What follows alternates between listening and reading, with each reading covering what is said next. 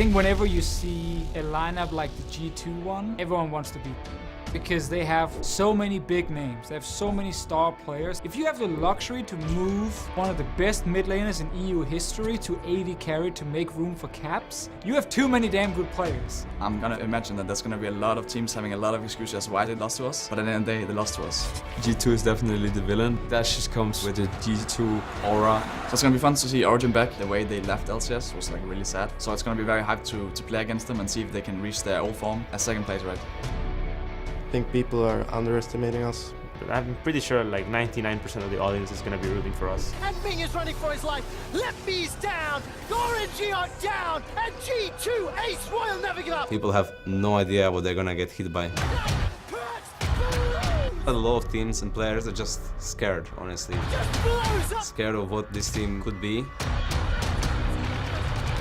Scared of our individual skill, of what they can't beat. On Perks' side, he might have like that drive to prove that I made the wrong choice, that I left him. I'm gonna smash Mitty so hard. I'm gonna send him back to America. He needs to know who was the boss in the 2 years they played together. For Europe, G2 is the super team here. Super teams can go down and they will go down. I think once we see ourselves in players on the international stage, people are gonna remember those words and they're gonna remember that we're not just like another team in EU. We are the team. I'm not your enemy.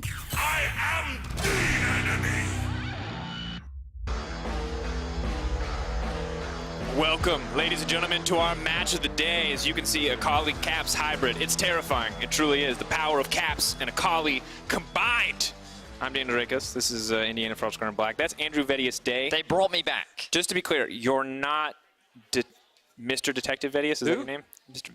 I'm sorry, I'm just trying to make sure. It's Detective The Vedius. Detective The Vedius. I've never heard of him. Okay, I just wanted to... Who is he? You look similar, and it's hard for me sometimes to figure out I'm a one of a kind. Thank you very much, Daniel Dricos. All right, I didn't want to offend you. One of a kind. All right, well, luckily we have a beautiful game in front of us. It's Origen versus G2. The first time we called Misfits a super team, and trust me, we saw that performance. They were a super team, which makes me wonder, what does this super team look like? Because I'm looking at it right now, folks, and the combined ELO here is enough to get me to Challenger in like 30 seconds. And I'm really bad, so that's pretty impressive. The opposite side, though, I do have to say, also looking really good. The return of Mithy. This is something I'm excited about. Cold there on what could be a top-tier team. How good will Cold be? There's so many questions that are going to be answered in this first game alone. It's only day one of LEC. We can make broad statements. We can make over-exaggerated gestures, all from this single guy. I actually think the winner of the split will be decided right now, Dan. In this game? We don't have to play out the rest of the split? I think this is it. This is it? This is all it takes? This is all the fans want. They just want to see this game, this one and only game. And it's going to be an exciting one. You already talked about the return of so many players, the creation of this new G2 roster, picking up so much fantastic talent. I think Mickey is a really underappreciated pickup, the fact that he is such a talented support, going to be paired up with a mechanical powerhouse that is Perks. I'm excited to see how this duel will work out. Yeah, there are so many questions about what type of start Perks is going to get. Is he going to play the traditional ADCs? Is he going to play some of the mages? In the LCK and the LPL, we've seen the Vladimirs, the Victors, the Cassiopeias into the bot lane, so Perks could reach for a more, let's say, traditional mid lane champion to start him off a little bit slow, or maybe he goes back towards those funnel ADCs that we saw, things like the Xayah, or possibly even like an Ezreal, because that would also fit in the mid lane. I feel like from what I know about Perks on a personal level, that he's the kind of man who likes a challenge. So I feel like even if there is a mage available, he's going to come out here with a statement. Yeah, he's going to be like, what is the coolest AD carry I can play that no one would ever consider as a solo laner? Like, what is the most definitive statement I can make right now to style on Sheriff and Mithy? I feel like that's what we're going to see. And if it is about what type of form is Perks going to start in, I think people are also asking what type of form is Mithy going to start in. Faced a lot of criticism, especially in NA, now has returned to EU. We just saw another returnee get a fantastic debut with Febivin, and I think Mithy is also setting himself up for that. I checked his solo queue. He has been grinding the games out, obviously trying to get back into that top mechanical form. So I've got a lot of faith in this Origen, and I've got a lot of faith in this bot lane particularly. What tier did you put them in? Frost, was it A tier? I put them in A tier. Yeah. Well, after Fnatic's performance earlier in the day, do you think Origen are going to come in stronger than what we saw from Fnatic? Ooh. Yeah, I like that. I mean, that was more so not necessarily Fnatic just underperforming, although I didn't quite agree with some of their decisions, but also I think SK surprising everyone and overperforming. So it's hard to say. I feel like Game 1 was actually a great series where you didn't have one team playing poorly. You just had two teams play great and one team just played better. Okay, well, we'll see if we'll have two great teams today, or which Origin will it be? Will it be the challenger to World Origin, or will it be the other one that no one likes to talk about?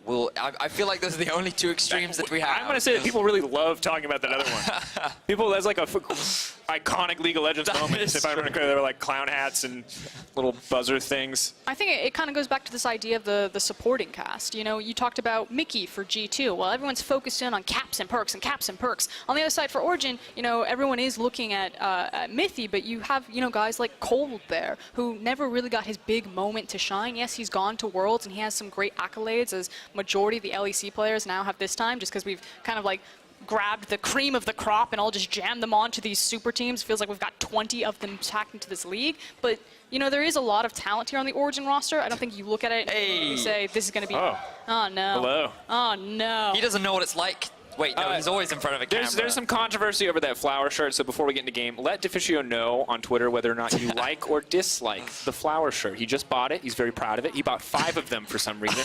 Once he finds a shirt, he really sticks with it. Don't know why, but let him know on Twitter.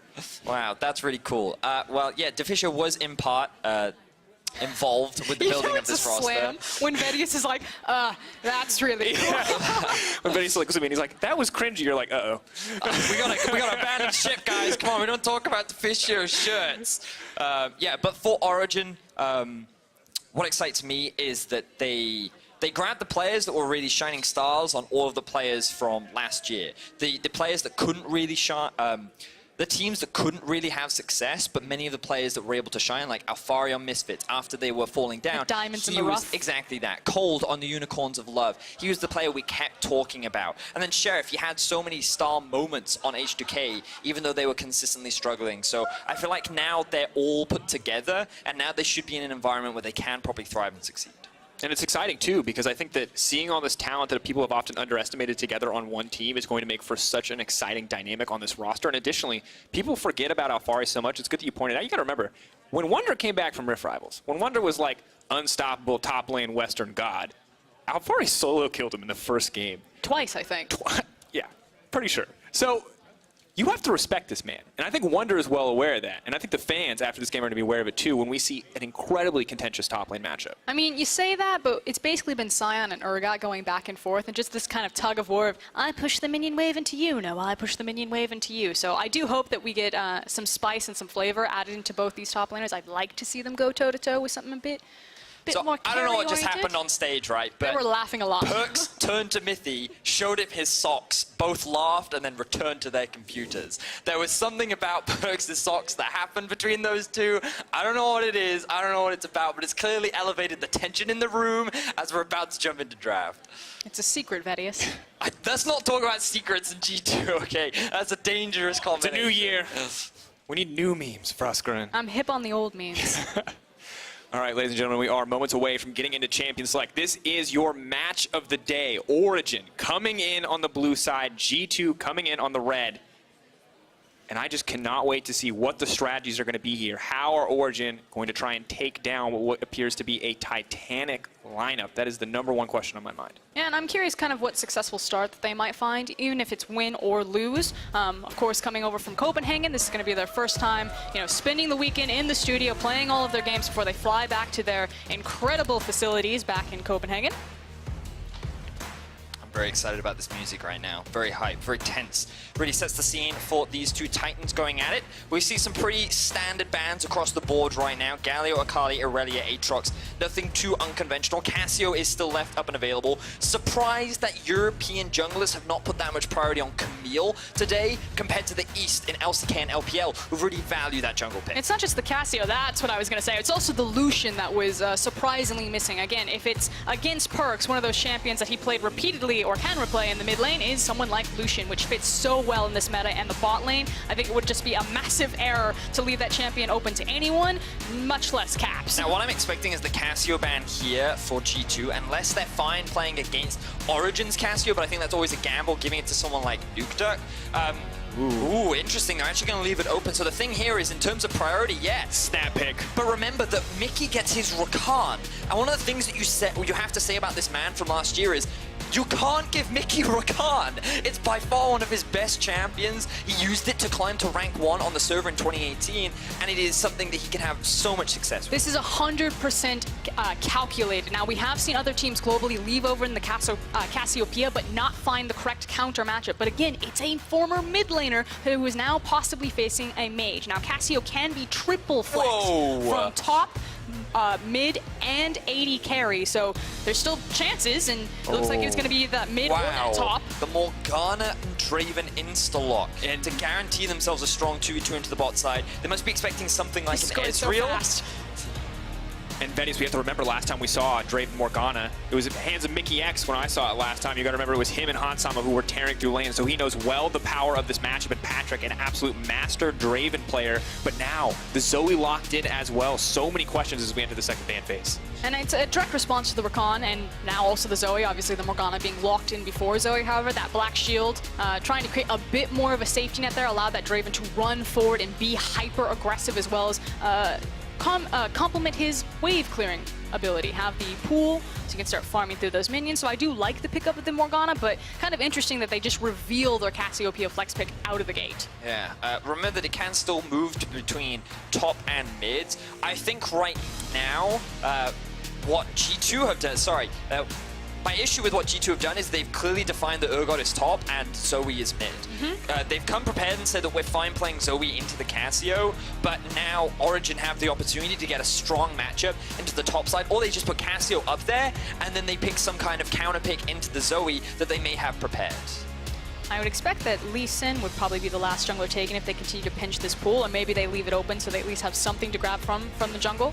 Camille is still up and available. Camille, Lee Sin, Zac. And Camille very much a Yanko special. Is another one as well. A lot of the aggressive junglers taken off the board, but the remaining pool is still very large for the jungle right now. Of course, a lot of innovation coming out as well with the Halo Blades changes. Saw the Xin with it. Maybe see the Kindred as well, but the Yasuo being taken off the board.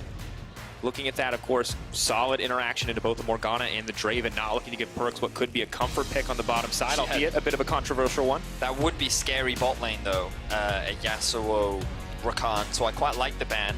I'm surprised that G2 wouldn't look to try and put more focus on their jungler. There it is! Now, the Karthus could be flexed between jungle and bot, but right now expectations are that it's going into the jungle. With a lot of the aggressive junglers taken off the board, I think they're quite happy to blind pick it, and I guess they don't have that much faith in Cold's ability to play something like a Lee Sin or maybe a Camille. And that's the thing, because you can heavily punish it if you do try to group up and get on its face, because ultimately, Karthus late game scaling, if it does go into the jungle, like you said, Vidius, this thing presses our late game and basically wins you the team fight. So anytime Karthus is in the game, it puts a timer that you must win before X minutes, otherwise you automatically forfeit every team fight. Well, it's fortunate then that Origen have drafted themselves a pretty strong early game comp with things like the Draven, Cassio, a little bit more on the scaling side, but you have options, especially with Gragas in the early game. With the amount of damage he can bring, I definitely think it gives you a lot of options across the board. Oh, Will! Okay. Vedius, there's a lot of flex picks here. Frosco, there's a lot of flex picks here. I need you to tell me what's happening. So I think it's Zoe bot, Jace mid, Karthus jungle, Rakan paired up with the Zoe. Rakan is like the only one we know for sure, and that Urgot is probably not going to the jungle. Okay, Karthus jungle, confirmed. Jace, Rakan bot lane, question mark? Jace ABC. I do want to acknowledge OG on the opposite side. They appear to have locked their positions. Sion, Gragas, Cassio with Draven Morgana. Bot lane. This is back, like back when people They're going to swap. They're going to swap. There's one more swap. I'm expecting it. Just where is it? Hold your breath. 2 seconds. Oh, There's the swap. We knew it would come through. The Zoe bot lane for Perks. Everyone's been excited to see, the new AD carry Perks in the bot lane. He's cheating! He's playing mid laners in the bot lane. He's brought last year's meta to 2019. But this is why those experts on the panel, Vedius, said that Perks was going to be top 3 ADC. We looked at the champion pool, we're like, that's a mage, that's a mage, that's a mage. Bold strategy bringing up the panel. They don't have a lot of fans right now. Here we go, ladies and gentlemen. Origen, tried and true, sticking to a very strong composition, very standard champions in each respective role. The Draven may be an exception to that, but on the opposite side, G2, almost as expected, getting incredibly creative with their flex picks, using the strength of Perks and Caps in their flexible picks. But Vedius, picks to watch. What are you, almost like, what, 4 for 4 at this point? The Karthus jungle now coming in. Yeah, I heard a lot about Karthus jungle. I thought that it was going to be a little more niche, but the fact that G2 would just blind lock it in is really exciting to see. We'll talk more about it once we get into the game, but Dracos, Origen versus G2, set us up. Ladies and gentlemen, this is it, the G2 super team. Is it going to be everything that was promised? Caps and Perks together on a single lineup going toe-to-toe with the return of Origen, the power of Deficio and Xpeke combined, those players on the stage. Is it enough? It is the match of the day, folks. Origen blue side, G2 red. Let's get it started.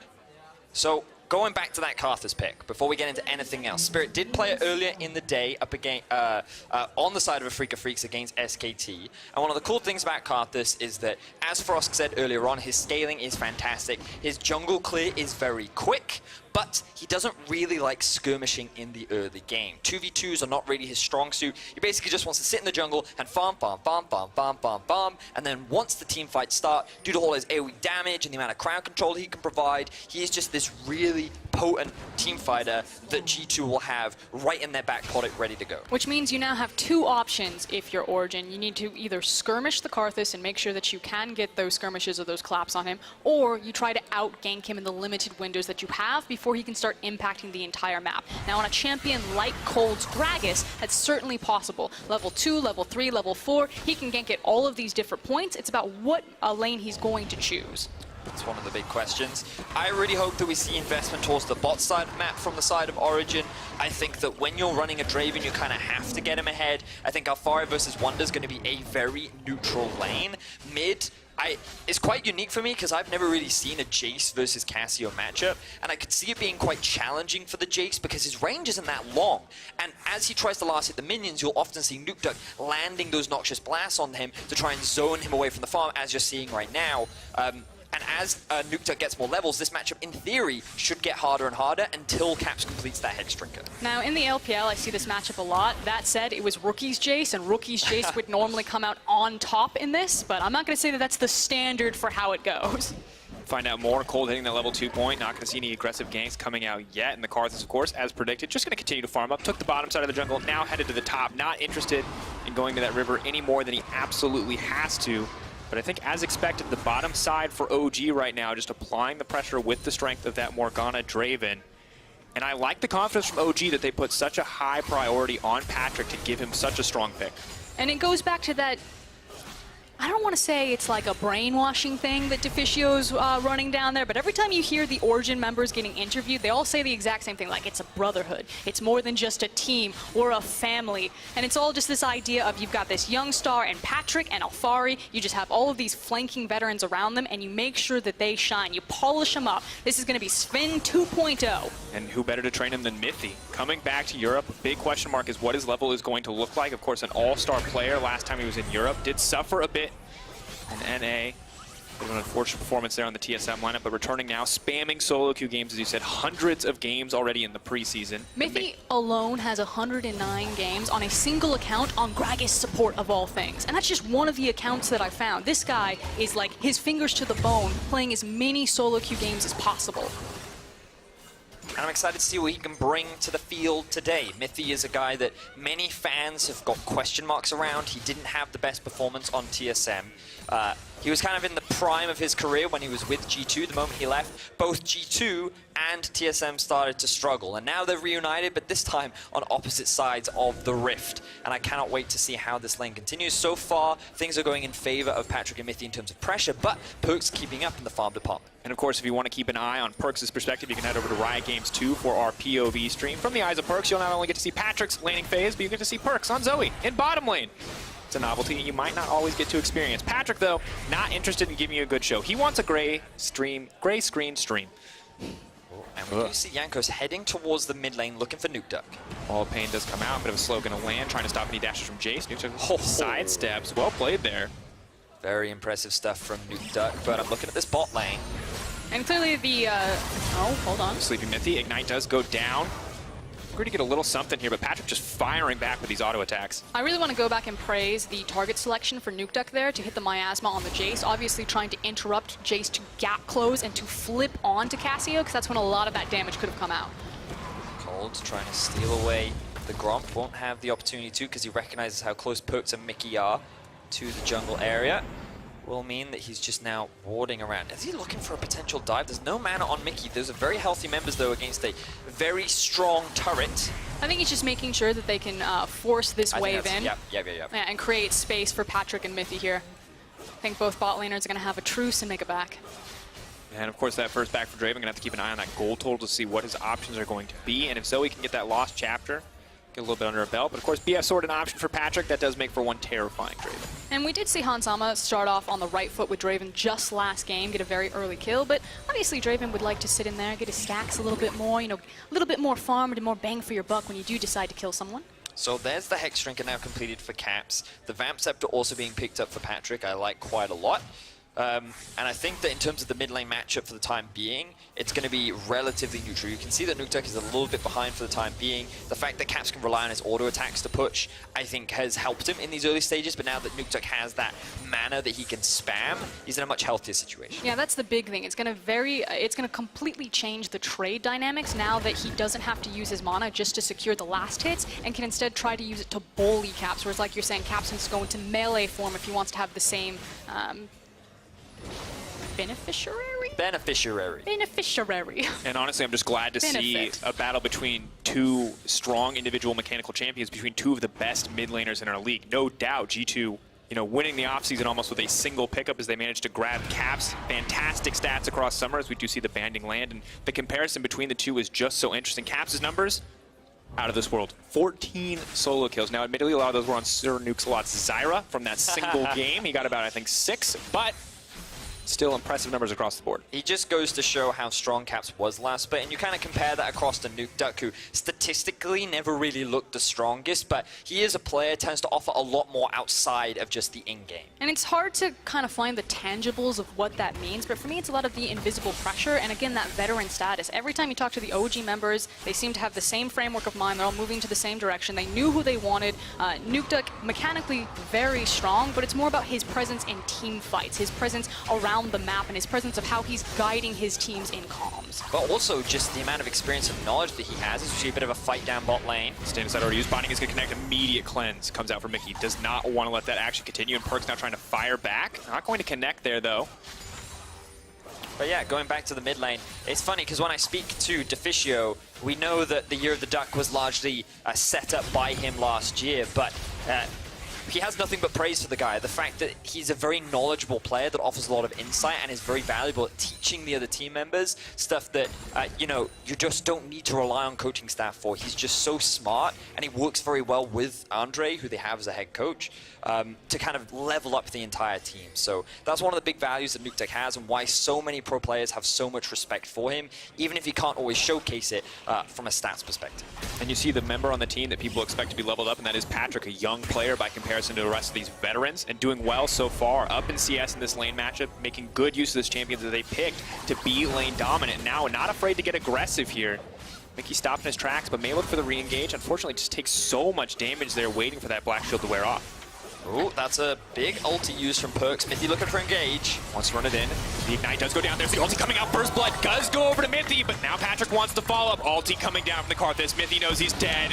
Trading back on the side of G2. Yeah, unfortunately didn't have the heal there, used it previously in the fight before the Karthus ultimate even came down, and it is a 1-for-1 trade, but a huge win for Patrick. Patrick and Mithy just secured first blood against the G2 bot lane. Perks and Mickey, they got outsmarted in that 2 versus 2. Mythy got so close, and it looked like he was going to land that binding onto Perks, immediately turned his attention onto Mickey. He still had his flash, he couldn't react in time, and it allowed OG Patrick to pick up that kill. And it's about how well they're playing around the windows. Perks is throwing all of these skill shots, and every single time they miss, Patrick and Mythy were always in position to punish. And now Mythy's in position to punish once more. Binding not going to connect, but Caps is running for his life. They're going to back off, taking half his health in the exchange there. Good to get out, but aggressive play coming in from Mythy as he moves into mid. And I like to see this from Mythy, roaming around the map, looking for opportunities to help his team. He rushed the boots of mobility, and it's something that all supports will do a lot more these days. Rather than just go straight back to the bot lane, we'll look to work with the jungler to see if they can utilize some kind of pressure somewhere on the map, maybe get a bit of vision down, and maybe even convert it into a kill. And always try to change up your gank paths. Mythy tried that from the bottom side, but try ganking through top. It's more often not word is off. So keep your eyes on what Mythy does here. He walks up to Perks, makes it look like he's his target, immediately turns on to Mickey. He wasn't expecting it, and if it wasn't for the Ignite, maybe OG walk away with 2 kills, but unfortunately the Requiem is enough to allow the 1-for-1 exchange, and Jankos now, after all that farm, picks himself up a kill. And honestly, the saving grace for G2 in that exchange is the fact that Mythy got the kill and not Patrick. All that farm, all those adoration stacks, not wasted, but definitely not consumed. So G2, not as bad off as they could have been. Both the Karthus pick and the kill to Mythy kind of saving what could have been a very bad play. Right now he's sitting on about 320. Jankos is hanging around. Where's he going to go? Trying to find the knock. Blocked up! Sonya's comes out. Now looking for the fire back. Mythy is going to get taken down. Has he gone too far? A sleepy Draven. Not going to be able to back that one up. Patrick, though, still hungry for blood. And ladies and gentlemen, NA Mythy is dead. EU Mythy is back, at least on the back of those first few bindings. He is looking clean. And Cold is looking for the 3-pointer right now. He just wants Mickey to step forward so he can dunk on him.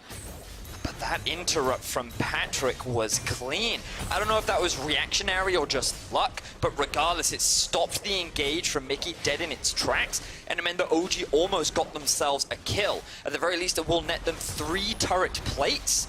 And OG's bot lane looking good. Looks like we're going to get a replay of it. So. I think it was definitely in advance because he wanted to interrupt Mickey as he was trying to escape. It was just convenient timing that he was trying to engage at the same time. Doesn't matter, looked cool. Definitely looked very cool. I gave credit to Mythy. I was wrong. Patrick, powerhouse here on the bottom side. Gets the Bloodthirster as well, so going to be very hard for Perks to poke him out. They're going to have to commit for a little bit more if they actually want to cut through the Draven. And of course, the Ignite not available quite yet for Perks, so very difficult to pull anything off. And unfortunately, while Karthus can walk down there, Jankos can use the Wall of Pain. He can try to make those ganks work. We just saw the attempt there. That's not really what he wants to do. Back to Vedius' point, Jankos wants to sit in his jungle, and he wants to continue to farm up, get more items, get more to his defining ability to be that ultimate. So unfortunately for Perks and Mickey, there might not be a lot of help coming for them in this bot lane. It's true. Also, Karthus wants to ult whenever there's a free kill to steal. Alfari now TPing bot, Cold in for the collapse. Looking for the play here, they have to watch out. Where's the jump going to go from Perks? Could try to dodge a skill shot here. Is he just going to try to make it out of the wall, but knock back? So much CC comes in, and Mythy going to grab another kill. Bloodthirsty support, man. I can respect it. They're trying really hard to give these kills over to Patrick to get this Draven snowballing, but they have been unable to do so as of yet. Now, there are 4 members down towards the bot side. That TP from Alfari was necessary in order to secure the kill, but what will they lose off the back of it? And it means that they really need to be conscientious of what they're trading here. So it keeps going back to this idea that Mythy's picking up the kills and he needs to go to the ADC. It's almost a bit more punishing because now Alfari is also trading the experience, the gold, the tower damage, the plating to try to make these plays. And as we take a look back at this one, you can see Perks landing a clean bubble, but of course, TP committed here, willing to give up a lot just to stop this lane from getting anything else further. And just, I like that we said, OG, you got this bot lane to play around, and they're just doing just that. And Cold, the reason why he didn't barrel so early is because he actually used it to get into the Dragon Pit, so that G2 wouldn't be able to spot him as he made his approach towards the bot lane. What I would like to bring attention to is when we actually look at the gold, both Patrick and Mythy are ahead, but all the gold for G2 sits on Jankos right now. He has been doing a great job of farming, and he's kind of that late game insurance for G2. Even though the laning phase isn't going the way that G2 would have liked, he's going to offer this late game team fight damage that will just be so beneficial for G2 the longer this game goes on. And now we need to zoom out and kind of look about how this composition works. When you have a Zoe and when you have a Jace, obviously Poke is going to stand out, but now put a Karthus on top of that. If one of these bubbles lands, if one of these Shock Blasts land, and you half health anyone, at a certain point, Karthus is just going to finish the job, and you don't even get to be interactive in any team fight. At this point, that's exactly what they want. Of course, Perks here playing it out in the bottom lane. You can watch his perspective on the POV stream. Over on Riot Games 2, we can see now what he's doing, where he's clicking, how he's going to survive this lane. He actually clicks very far away from his champion. Interesting. I mean, normally when you watch Faker, his mouse is much closer to his champion. It helps him actually keep track of where his champion Was is. Faker at Worlds? That was what I was going to say. Maybe clicking farther away is just better, Frost. If you get lost in a team fight, click closer to yourself. What I will say now is that it's a lot easier for Perks to manage the wave, given that he's completed both the Blasting one and the Lost Chapter. His Q actually does damage now, which means that it's much more difficult for OG to siege onto that bot tower. Fortunately, for both teams, no towers have dropped just yet. The goal is still even though OG have the kill advantage. And again, it comes back to Karthus and Wonder, holding on to pretty healthy CS advantages, along with that kill that he was able to pick up. And a big question going into this game was, would OG be able to hold their own up against this new G2 lineup? But for now, things are looking good. Patrick has to be careful, though. Karthus is here in the midst of everyone. Colt needs to get that Karthus away from his team. And they're going to back off, just looking for the disengage here. Neither team looking to take that fight. I like the fact that OG don't want to overcommit because they know that Karthus has the Requiem available. So you can't go super low health trying to chase these kills and then just get punished across the board. That said, it still feels like onus is on OG of how they want to play around this bot lane and finally crack this tower. Well, right now, Mithy just wants to kill people. They're looking for the engage. The TP has now been committed. Patrick has finally gotten that catch out. They're running Yankos is here. Wonders in the midst of everyone. They knock that Karthus right away. Aldi's going to come out, combine it with the Urgot. But Mithy with the perfect stopwatch to deny both Altis is not quite enough. The root coming through. Wonder now could just go down. Nukeduck potentially going to look for the engage here. Eyes on the Cassio. Where's he going to go? Cole is so incredibly low. Caps swap form is maybe look for the extended shock blast. Not going to have the cooldown. Nukeduck does have the ultimate, but there are so many low health members on the side of Origin. I think they just have to abandon the turret and get out of here. And I said that onus was on OG, but G2 strike back. They throw everything in the kitchen seeking to the spot lane and try to force this tower. Mithy. So go to low. base, Nukeduck's moving Mithy. down. Just uses the black shield just to make sure that Nukeduck is safe. Sion, meanwhile, is on the top side taking a tower. By the skin of their teeth, no one died there. Whew. Close one. Still, didn't Origin actually pick up a kill? Oh yeah, because it started off by them collapsing onto Perks. And, you know, you talked about it earlier, Draco's NA Mithy is gone, EU Mithy back. Flash binding.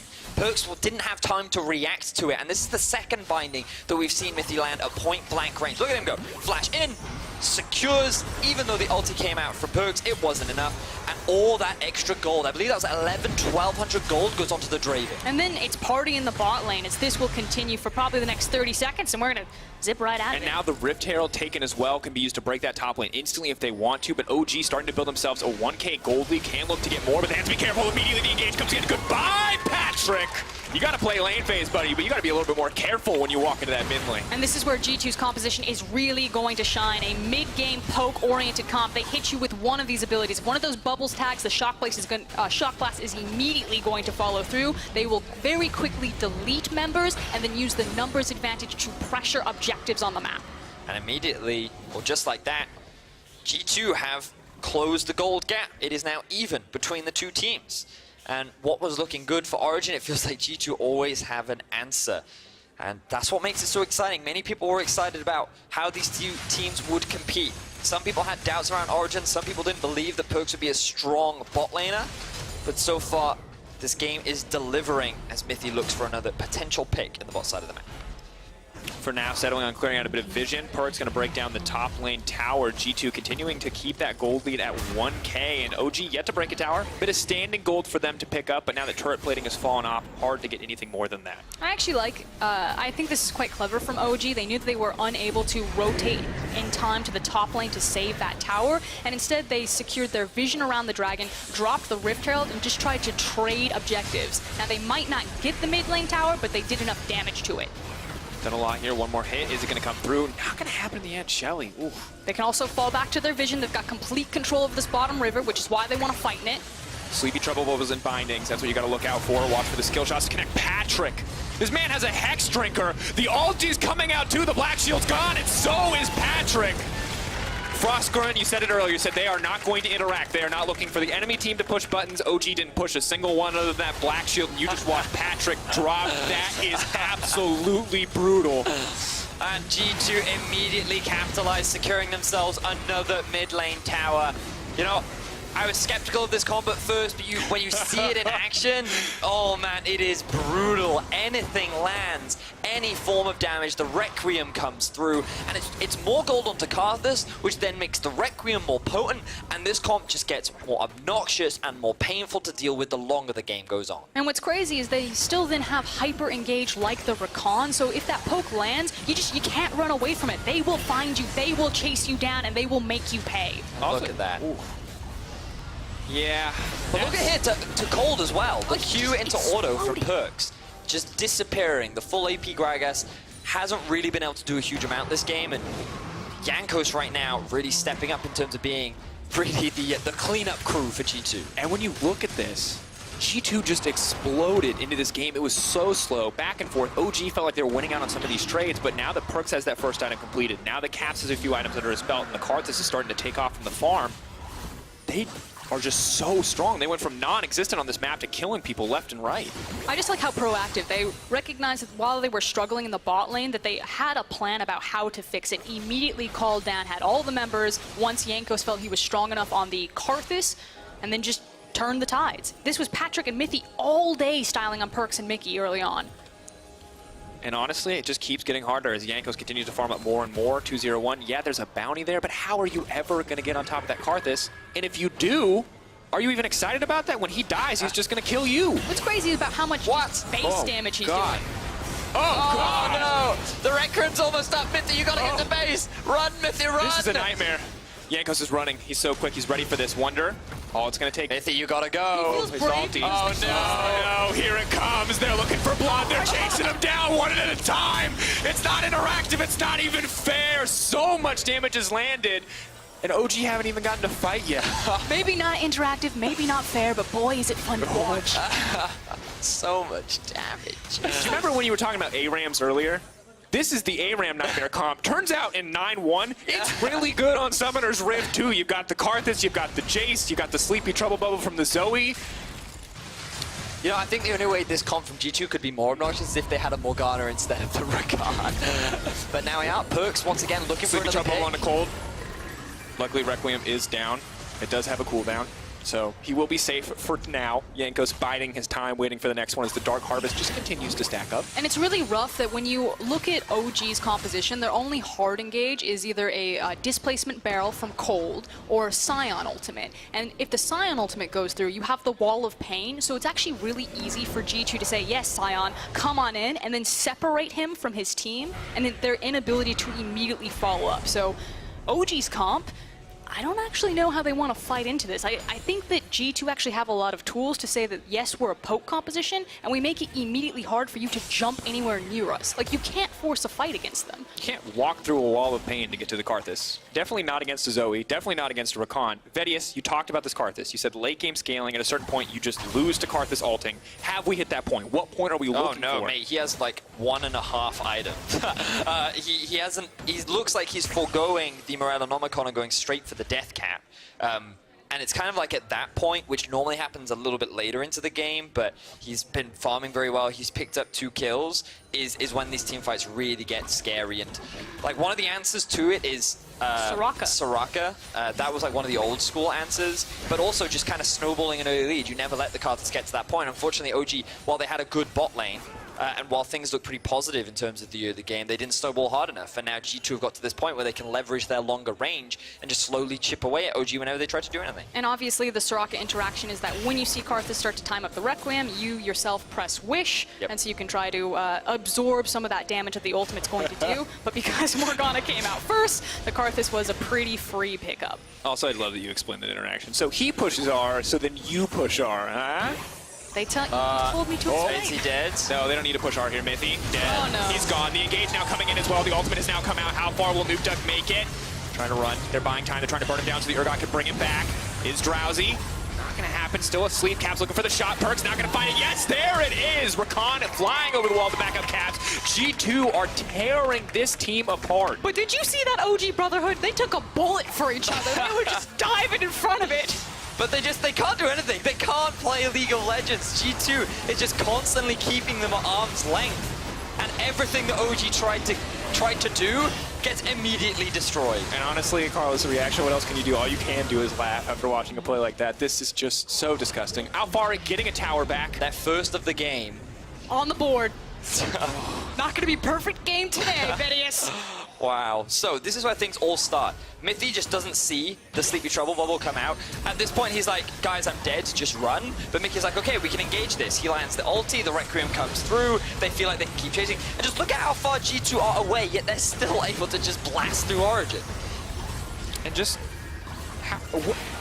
How many buttons did you see OG push? I just want to refresh for anyone who's watching. How many auto attacks did Patrick get to throw? I think the answer is 0. They can't get close enough to fight them.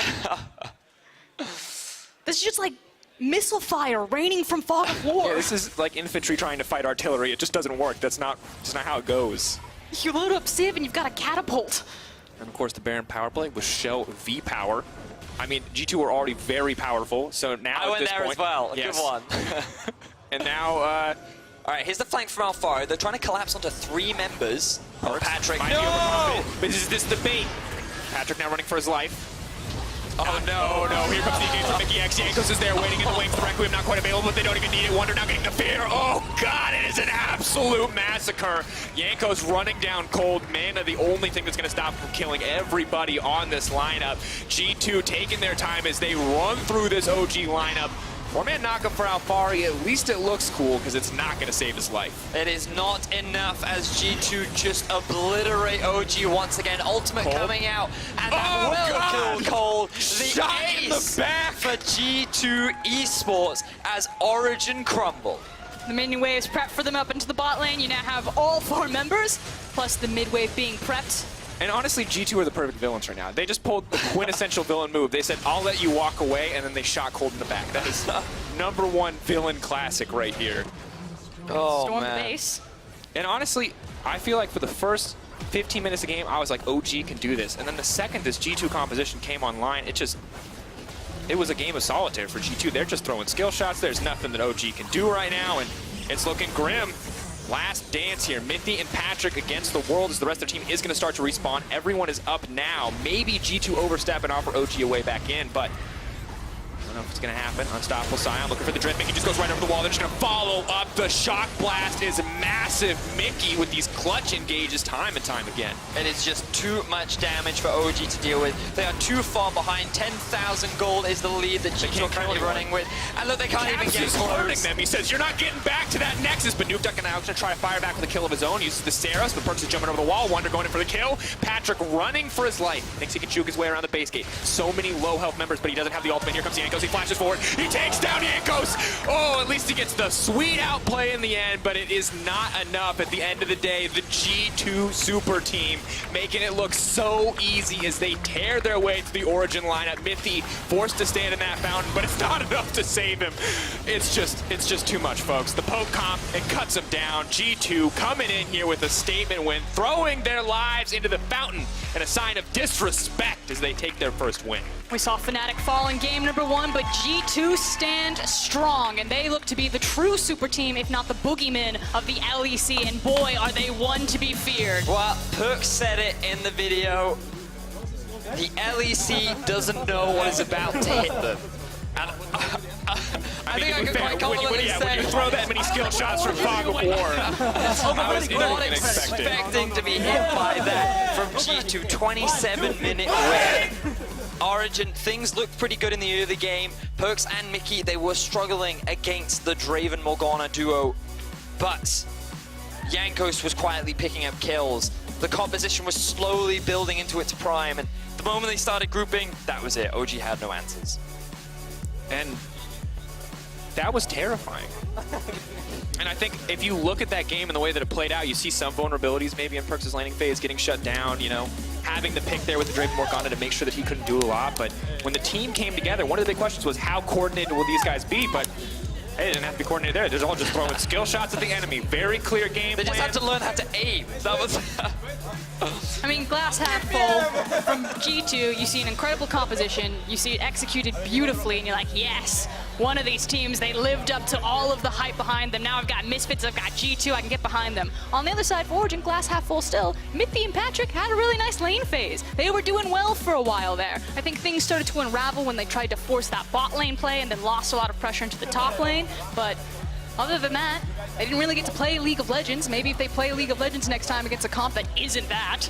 I will say for Origin, going up against G2 as your very first game of the split is always going to be challenging, but I think that there are things that they can take away from this, because then when the rematch for G2 comes around, they are hopefully in a position where they've grown more as a team, and it's better to have your weaknesses exposed early on by a very strong team rather than learn them much later on into the split. So from an outsider's perspective, it's difficult for me to tell what the weaknesses were. I just think that the comp was really strong from G2, but I'm hoping that Origin can learn something from this and they can use it to only improve and make the rematch that much more exciting. And as a spectator, we've answered some of the questions about Origin that we had going in. Mithy playing much better than what 100%. He did towards the back half of his time in NA, so already that looks like an improvement. And Sheriff, a lot of people were wondering why this guy was the priority pickup for Origin, but he's showing he's a mechanical monster. He can compete when he's given the opportunity to do so. Sadly, after 10 minutes, he was no longer given the opportunity to do so, but still, some flashy moments, some incredibly good plays. I'm afraid no, this is Patrick. Patrick.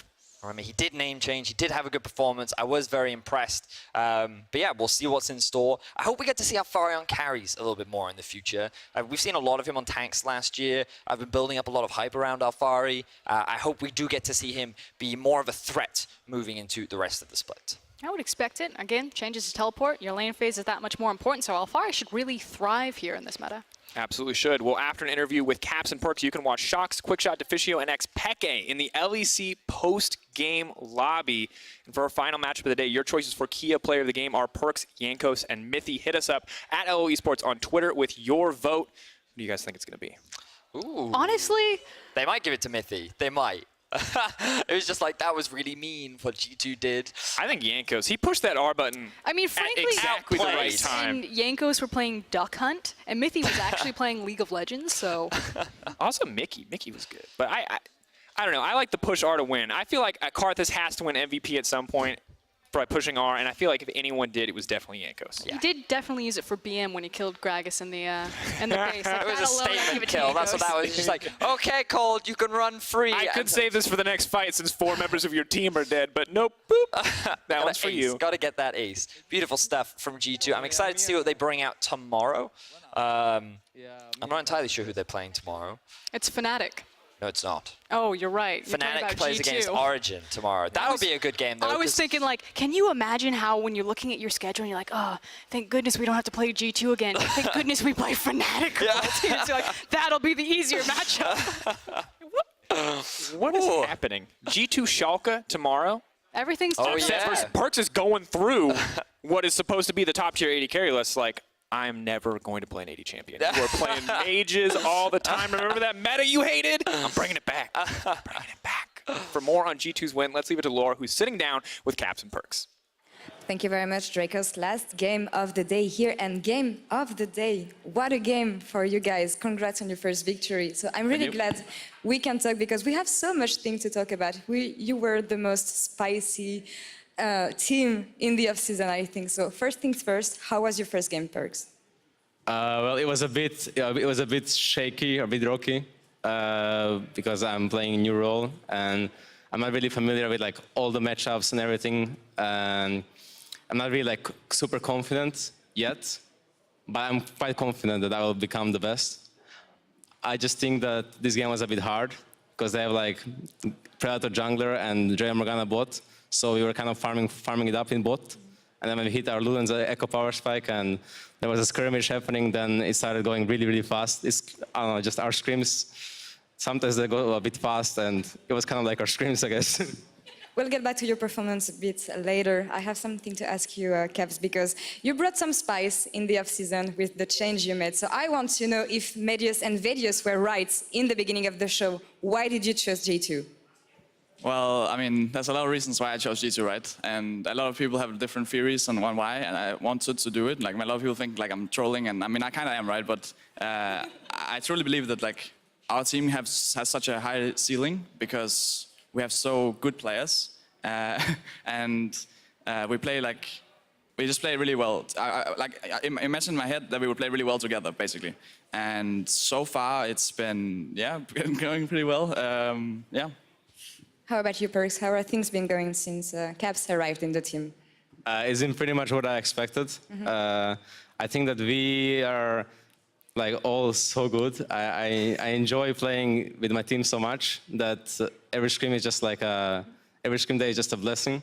So we are kind of in a honeymoon phase, but it's like lasting for like a month and a half already. So I think that we have a lot to work on in terms of our discipline and yeah, mostly our discipline and overall like how do we see the game together. But that's like, we're a new team, so it's all kind of standard. We just have to try a bit harder, like we're having a bit too much fun, you know, like, I mean, I'm really having fun, yeah. Having fun still, but winning so far so good. You were telling later that you make a big change, you two, leaving your lane kingdom, leaving it to Caps. So why did you choose to go to bot lane? I know you used to play AD carry once or twice, but... Well, I chose to go bot lane because I'm not an AD carry, I'm an AD/AP player for G2 Esports. I can't be the carry because there we have top carry, mid carry, jungle carry, and support carry. That's the new thing, so I'm just an AD/AP player. But I chose to do it because I thought that I could be the best in like what I do, like playing bot, right? And it was the best chance of me to get a good roster. So yeah. I think that's the best possible roster I could get, and that's why I did it. You're saying AD and AP carries. So far, the meta has been good for you, but okay, imagine in 2 patches, you can't play APs in the bot lane. You do feel comfortable? I'm fairly confident already that my ADs are on top of the table. Perfect. Are you confident in your bot laner? Yeah, I mean, as like what I've seen so far, I would probably say like during scrims and stuff, he's like probably the second best AD in Europe right now. I mean, obviously, there's like another AD that's a bit better than him, right? And that's obviously me, right? But we're gonna save that for another time. So. Yeah, I mean, we have some spices ready. Like Cups has some really good AD carries that he's better than on me, and I have some champs that I'm better than on him, right? I do, right? Yeah. I mean, Zoe was pretty good today. So. Yeah. So there is a lot to come, yeah. Awesome. And are you helping him so far? With the knowledge you have as a mid laner and the knowledge you have of the team and how the team works, because you work with Jankos, are you helping him setting up? Well, I think that it's that they're really funny. So yeah, I mean, I don't know. They're not much to say. They're just really funny. Yeah, I mean. Like Perks doesn't like it that much when Mickey laughs, like at Perks, but other than that, we have pretty good synergy so far. They're also cocky as well. I don't know, like everyone, like Wunder always tells me that he's better than me on AD. Mickey always tells me his Gragas clips against me on mid. Cups always brings up his solo kills against me. Like I don't know, everyone is just like so cocky on my team, so I have to like be a bit more humble, you know. And yeah, I mean, I'm very cocky as well. You've always been like this, I think. So. Keep on going this way. Last question for you, Caps. You achieved so much last year, going to World's Final, winning splits. What is your next achievement? What do you have in mind for this year? I mean, obviously, like the big thing is like we want to win Worlds and MSI, right? But that's basically what I've always wanted. Even before I joined LCS, like that's. I mean, it was LCS back then, so it was even before I joined LCS and now LEC. I always wanted to win Worlds and MSI, right? And like prove myself and my region. And obviously we failed to do that, like in the final. But I just think, like we're a new team, right? So we have to take like one step at a time. And obviously the first step was beating OG today. The next team is Schalke tomorrow, and then we're gonna take it like one step at a time because that has been proven to me throughout my career to be the best way. When you start talking too much about like the future and how hard you're gonna win and stuff like this, then yeah, it gets pretty bad. First things first, that's a good way to say things. Now you, Perks, how are you feeling about the game tomorrow? He was mentioning Schalke. Well, it's pretty much same as he feels. I feel like one step at a time is the best. I think beating Schalke tomorrow should be doable.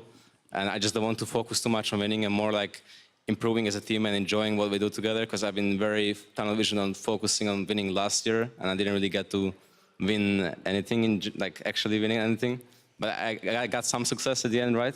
So I realized that for myself, it's better that if I just enjoy on the progress and the process that we are doing and having, and just enjoy our time together, and like winning will come naturally with that, right? So, yeah, I mean, yeah. Enjoying and taking your time. Those will be the last words. Thank you both for joining me today. And to wrap up this day, we're gonna send up to PGL with Shocks. Take it away.